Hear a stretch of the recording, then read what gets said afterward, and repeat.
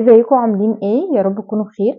فيديو جديد، والحقيقه ان الفيديو النهارده من اكتر الفيديوهات المهمه اللي ممكن تسمعوها في حياتكم لو انتوا لسه متخرجين من ثانويه عامه وداخلين الكليه، او حتى لو انتوا بتفكروا تشفتوا من كليه لكليه، وهو ازاي نختار الكليه المناسبه لينا. واحد من اهم القرارات اللي ممكن ناخدها في حياتنا هي اننا نختار الكليه المناسبه لينا ولشخصيتنا، وده مش عشان الشغل والحياة العملية ولا تحديد مستقبل زي ما ناس كتير بتقول، بس ده عشان انت أقل مدة ممكن تقضيها أو تضيعها في الكلية من عمرك هي 4 سنين، يعني تقريبا 1500 يوم. انتوا متخيلين الرقم؟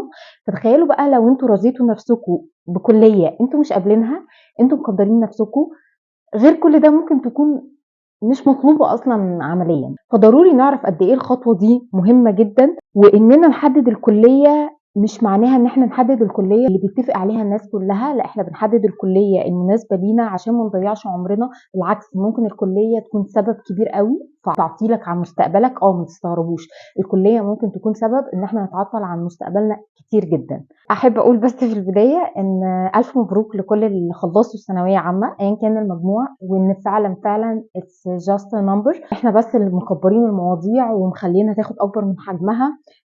نجاحنا في الحياة بيترتب على بعد الثانوية العامة، مش على ثانوية عامة ولا مجموعنا في الثانوية العامة إطلاقًا. ولو انتوا مش في ثانوية عامة أو مش داخلين الكلية وتعرفوا حد بيمر بالمرحلة دي، يا ريت تشيروا معاه الفيديو ده، أكيد هيفيده. دلوقتي أقدر أقول لكم ممكن تجيبوا حاجة كده تشربوها، وأقول لكم if you need to know please let's go. أول حاجة بقى هتساعدني إن أنا أختار الكلية المناسبة ليّا هي إن أنا أكون عارف نفسي. عمري ما هاقدر أختار حاجة مناسبة ليّا وأنا مش عارف أنا إيه القيم اللي أنا باحبها وإيه القيم اللي مش باحبها، إيه الحاجات اللي بتفرق معايا وإيه الحاجات اللي مش بتفرق معايا. يعني حد ممكن يكون بالنسبة له عادي إن هو يقعد 7 سنين في كلية زي طب بشري مثلًا، ويشوف كل أصحابه بيتخرجوا قدامه ويقضّي مدة كبيرة وهو مش هيتأثّر. حد تاني ممكن يتخنق، أنا مش هاضيّع 7 سنين من عمري في كلية أنا مش عارف أنا هانجح فيها والّا مش هانجح فيها. فضروري تعرف نفْسك كويس أوي وإيه المناسب ليك وإيه اللي لأ، عشان تختار الكلية المناسبة ليك. مش بس نفسي اللي المفروض أكون عارفها كويس أوي خالص، لازم أكون عارف كل المعلومات الكافية عن كل كلية متاحة بالنسبة ليّا، وده عن طريق إن إحنا نسأل حد في الكلية دي أو متخرّج منها، أو على أبسط المثال خالص هندخل نسأل عمنا جوجل. المهم إن إحنا نكون على وعي كافي عشان نقدر نميّز بين كل كلية والتانية، واللي على أساسها نقدر نختار الحاجة المناسبة لينا. وطبعًا لازم أقول لكم إن ما فيش حاجة اسمها كليات قمة. في ناس كتير بتدخل الكليات اللي متعارف عليها بكليات القمة، بس للأسف بيفشلوا فشل ذريع، والحقيقة إن هم بيكونوا في أسفل القاع. وفي ناس بتدخل كليات اللي المجتمع بيشوفها عادية جدا، وفي نفس الوقت بيحققوا قمتهم الخاصة بيهم. وده هياخدنا للنقطة اللي بعدها، وهي إن أنا أشوف المجتمع فيه عجز في أي كلية من الكليات وأحاول أدخلها. خلينا نخف موضوع إن إحنا نمشي مع القطيع أو نمشي مع التيار، لأن بطبيعة النفس البشرية بتحب تكون في جماعة. افتكر كده إن في مرة نزل بول، ولما لقيت نفسك مختار الحاجة اللي متفق عليها معظم الناس كنت فرحان قوي، لأن دي طبيعة النفس البشرية، بتحب تمشي في جماعة، ما بتحبش تكون هي الحاجة الشاذة أو هي الحاجة اللي لوحدها.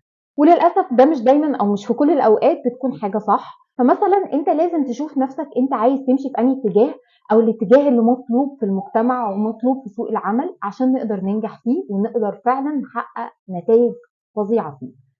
كتير بيشوفوا إن كلية تجارة مثلا كلية يطلق عليها كلية الشعب، مع العلم إن أنت لو لقيت إن مثلا في جزء في الماركتينج زي الديجيتال ماركتينج مثلا ناقص في المجتمع، وأنت حابب أو حاسس بعد ما قريت وعرفت يعني إيه ماركتينج ويعني إيه ديجيتال ماركتينج عايز تدخل المجال ده، طب ليه تدخل كلية صيدلة أو كلية علوم أو كلية حقوق؟ المهم امشي عكس القطيع لو ده مناسب ليك، أو امشي مع القطيع لو أنت شايف أو ليك نظرة مختلفة عن الجميع. لو عايزين حاجة بقى توضح لكم الفكرة دي بشكل كوميدي وشكل لذيذ، اتفرجوا على فيلم 3 Idiots. وبجد الفيلم ده من احسن الافلام اللي ممكن تتفرجوا عليها، واللي بجد هادفة وبتعرفك انت ممكن تكون ماشي تبع القطيع في حاجة بس هي مش شبهك، وتخليك تغير وجهة نظرك عن شوية حاجات كده. الفيلم لذيذ هيعجبكم جدا. حاجة مهمة جدا بقى لازم تعرفوها إن مفيش كلية سهلة.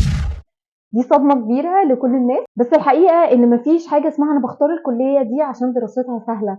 اللي انتم ما تعرفوهوش ان طبيعة الدراسة في الكلية مختلفة تماما عن الدراسة في المدرسة، لان احنا كبرنا والمسؤوليات كبرت معانا. فما تختارش وما تتعبش نفسك ان انت تدور على كلية سهلة. في كلية ممكن تساعدك ان طريقك اللي جاي وفي حياتك العملية، وفي كلية هتكون مش مناسبة معاك. كمان الجزء العملي حاجة مهمة جدا، مهم للأسف احنا بنفكر في الجزء العملي من دلوقتي لأننا كلنا بندرس وعايزين فلوس في الآخر. يعني ضروري واحنا بنختار الكلية نعرف ايه الجزء العملي فيها، ايه ازاي نقدر نتدرب، الأماكن اللي بتدرب كمان، عشان نبدأ نختصر على نفسنا توهة كبيرة قوي هنتكلم فيها للخارجين، عشان يا عيني لو هم مش عارفين الموضوع ده هيتوهوا ويحتاسوا حوسة كبيرة قوي.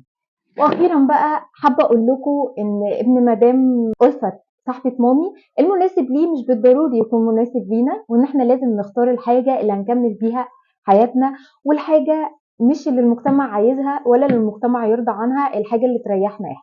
ملكوش دعوه بحد، واختاروا مستقبلكم وخليكوا اذكياء. لو ما قدرتوش حتى تدخلوا الكليه اللي انتوا كنتوا عايزينها وشايفينها حلم من احلامكم، بعدين ربنا هتكتشفوا الحكمه فيها وهتحمدوا ربنا عليها.